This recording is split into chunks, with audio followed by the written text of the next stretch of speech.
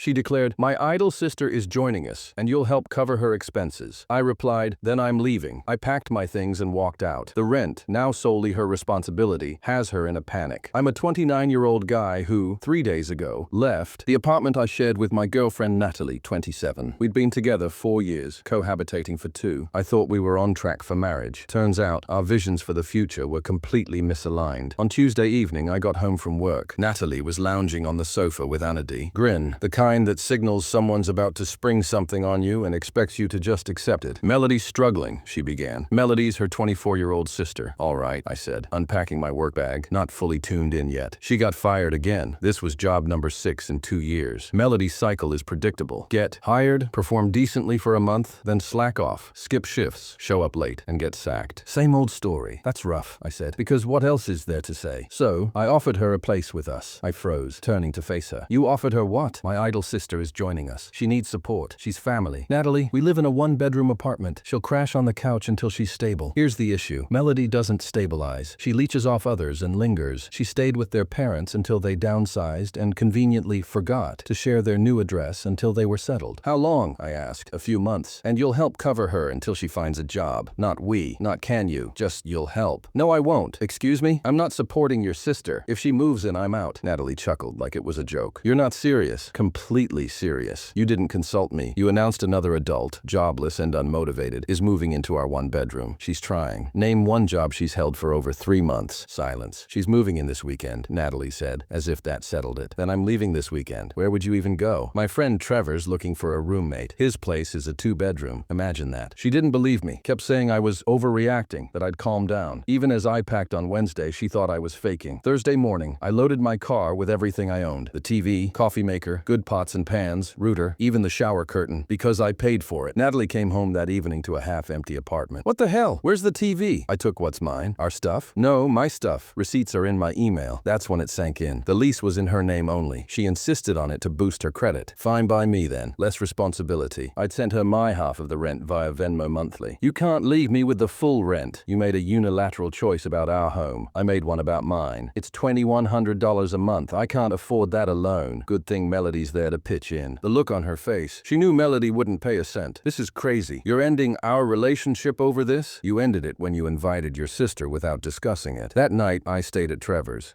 His old roommate had moved out, so I took over the lease Friday. The place was mine. Friday afternoon, Natalie's texts started. "Please, come back. We can discuss this. You're being unreasonable. Melody's not even here yet. How am I supposed to pay rent?" I didn't reply. She made her decision. I made mine. Saturday, Melody arrived with 3 suitcases. No job, no money, but plenty of entitlement. And that's when things got wild. The entitlement is unreal, folks. I knew Melody was a mess, but this is next level. Trevor's been great, letting me settle in. His place is awesome. 2 bedrooms, 2 bathrooms, in-unit laundry, and it's $300 cheaper than Natalie's. My share's $900, down from $1,050. Trevor's tidy, employed, and chill. Imagine that. But here's what's happening at the old place. Natalie called Sunday night, furious. Melody ate all the food. A week's groceries gone in a day. When I asked her to replace it, she said she's broke. Sounds like a roommate issue. This is your fault. How's your sister? Eating your food my fault? If you were here, if I was there, she'd eat my food too. Hard pass. It gets better. Monday, I got a text from Natalie's mom, Gloria. "What you did to Natalie is shameful. She chose her sister over our relationship. I respected her choice. Family comes first. Then family can pay her rent. You know we can't afford that. Neither can I. That's why I got my own place." Radio silence. Tuesday, Natalie sent a screenshot of her bank account, $342. "Rent's due in 3 weeks. I need help with rent this month. I'll pay you back." "With what money?" "I'll figure it out." Like Melody figured out her last 6 jobs. She called me selfish, heartless, everything. I just said no to every plea for cash. Wednesday, Melody texted me. Someone I've barely spoken to in 4 years. "You're being immature about this." "I'm not in this. I left." "Matt says you took stuff that was both of yours." "I took what I paid for." "Big difference." "Well, that stuff would help us now, like the TV. Best Buy's got a sale." "I can't afford a TV." "Then get a job." "I'm trying. The job market's brutal." Trevor's company is hiring. Customer service, $8 an hour. Benefits. Want the link? Dealing with people all day? No thanks. There it is. Not a bad market, just I don't want to work. Thursday, things escalated. Natalie showed up at Trevor's. He answered, told her I wasn't interested in talking, and asked her to leave. She yelled about how I owe her, how 4 years together meant something, how I can't abandon her. Trevor, a legend, said, "Ma'am, you chose your sister over him. Choices have consequences. Leave, or I'll call the police." She left, screaming I was a coward for not facing her. Friday, the old landlord called. Natalie tried to add me back to the lease to force me to pay half the rent. He explained that's not how leases work. You can't add someone who's gone. He also warned her, no rent. Eviction proceedings start. No exceptions. She asked about breaking the lease, for $200 fee, 2 months rent. She doesn't have $420, let alone $4,200. Here's the kicker. Melody's been posting on social media about her mental health journey, lounging on Natalie's couch, the one she bought, watching Netflix on Natalie's laptop, eating takeout. Natalie commented, "Must be nice. I'm working doubles to pay rent." Melody deleted it and posted about toxic people dimming her light. I'm in my new, bigger room, paying less, with a drama-free roommate, wondering why I tolerated Natalie's family chaos so long. Rent's due in 2 weeks. Let's see how this unfolds. Rent was due yesterday. Spoiler, it didn't gowl. But first, the lead-up, because the entitlement hit new peaks. Natalie tried everything. Applied for a payday loan, denied for low income. Tried for a credit card, denied for debt. She even started a GoFundMe, help a young woman stay housed after betrayal, raising $45 from her aunt. Meanwhile, Melody's living large.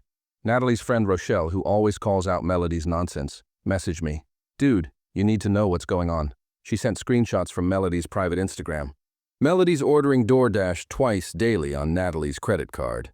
Starbucks, smoothies, snacks, $60, $80 a day. Natalie's working double shifts at the dental office, while Melody's hosting guys at the apartment. Neighbors complained about daytime, noise, music, voices, and more. Rochelle said Natalie's too exhausted to notice Melody's washing sheets daily. So, while Natalie's killing herself for it, Melody's running a Tinder parade.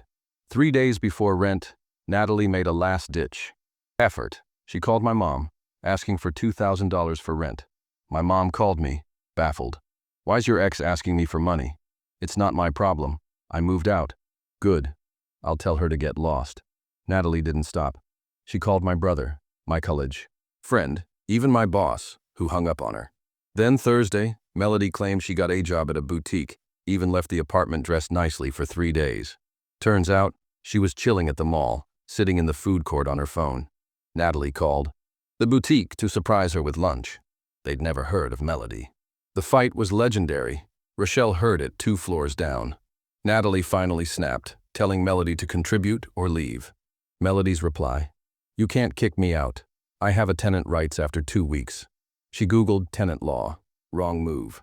Natalie called their parents, gave Melody 24 hours to leave or face credit card fraud charges for the DoorDash spree.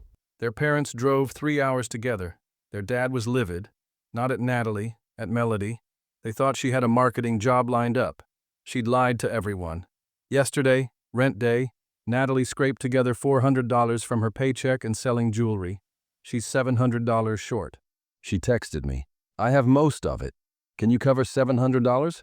I'll repay you next month." No. You got rid of Melody. Good. This is cruel. 4 years together, and you threw it away for someone who scammed me. I didn't know she was lying. You knew she was jobless when you invited her. You knew her history. You chose this. The landlord posted a pay or quit notice. She has 3 days to pay or eviction begins. But wait, those guys Melody brought over? One left bed bugs. Neighbors reported bugs, and management traced it to Natalie's apartment. Cost to the tenant, $1,500. Natalie's $700 short on rent, facing $1,500 in pest control with maxed out cards from Melody's DoorDash. An eviction notice is on her door. Last night she sent a voice message sobbing, defeated. "I just wanted to help my sister. I didn't think it'd end like this." I felt bad for 3 seconds, then recalled her saying, "You'll help support her." Not asking, demanding. Trevor and I are hosting a housewarming this weekend. I posted a Snapchat of my new 65-inch 4K TV. Great deal. Petty? Maybe. Satisfying? Definitely. Rochelle texted today. Natalie's moving back with her parents. The apartment's being evicted. Her credit's wrecked. Melody's posting about needing a new place because family's toxic. 4 years. And she threw it away by not having one discussion before a major decision.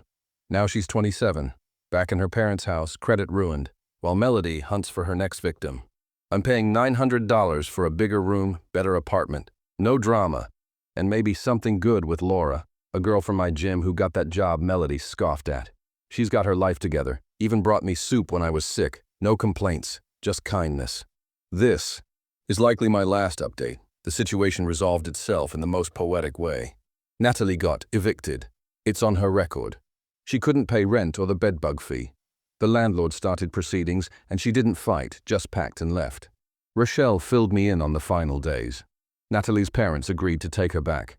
But not Melody. They're done enabling her. Their mom, Gloria, said, "We raised you both once. We're not doing it again." Melody hatched a plan. One of her guys, Keith, seemed decent, with a good job.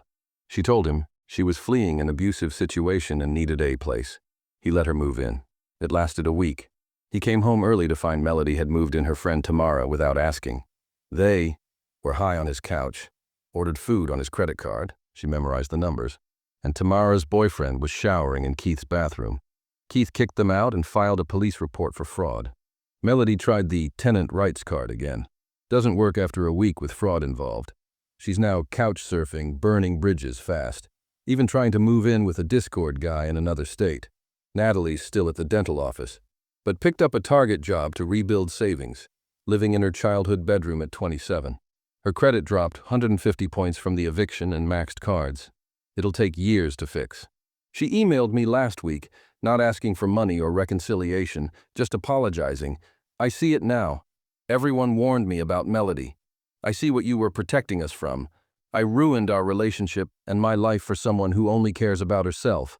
I don't expect forgiveness. I just want you to know I understand. I'm sorry for not listening, for not respecting you enough to talk first. I'm sorry for everything." I didn't reply. There's nothing to say. Some lessons are learned the hard way. Her parents via Rochelle thanked me for standing firm, saying my exit was the wake-up call they needed about Melody. They've cut her off. Gloria said, "We made excuses for her too long. Your refusal to enable her showed us we were part of the problem." Plot twist. Laura, the gym girl, got that customer service job Melody rejected. We're talking. Taking it. Slow, but it's nice. She's got her own place, car, steady job. And when I had a cold, she dropped off soup and tissues. No fuss, just care. Basic decency isn't hard to find when you stop settling for less. The ultimate irony. The old apartment's now rented to a nice older couple who work from home and can afford it because, shocker, they both contribute. Rochelle said Natalie cried, seeing them move in. I won't lie. I feel a twinge of sympathy for Natalie. 4 years. It's a long time, and she wasn't a bad person, just spineless with her family. But she chose her sister over our partnership, made unilateral calls about our life, and now she's living with the fallout. Literally, in her parents' house, probably until she's 30, given her credit and savings mess. I'm thriving, better. Apartment, more money, no drama, and maybe something real with Laura. When someone demands you support their deadbeat relative, no is the best answer. Walking away was my smartest move. Sometimes the best comeback isn't revenge at all. It's simply opting out of someone else's bad choices and letting life handle the rest. Thanks for following this wild ride, folks. If someone tries to rope you into bankrolling their freeloading kin, just walk away. It's that easy.